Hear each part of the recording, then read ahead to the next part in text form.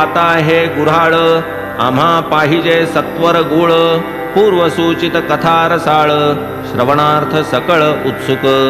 ऐसा श्रोतृवृंदांचा भाव जाणून सूचित कथा नवलाव आवरिला हा ग्रंथ गौरव अवधान सौष्ठव राखाया काव्य पदबंध व्युत्पत्ती नेणेमी पामर मंदमती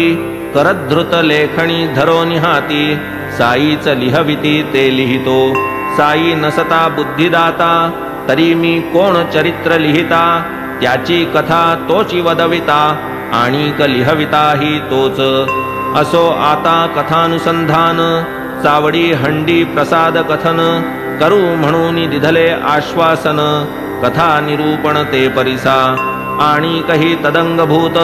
अथवा दुजिया कथा ज्या स्मरत त्या त्या सांगू श्रोतया प्रत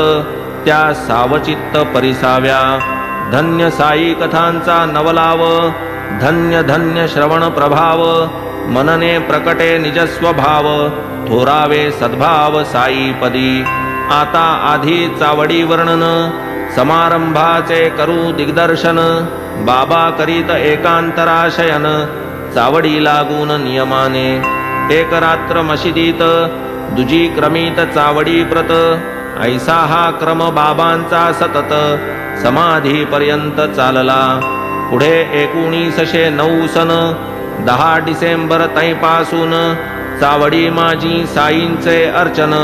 भजन पूजन हो लागे तो चावडीचा समारंभ यथामती करू आरंभ करील साई कृपा सौरंभ तडीस विश्वंभर नेईल चावडीची येता रात भजन मंडळी मशिदी येत भजन 2 प्रहर पर्यंत मंडपात चालतसे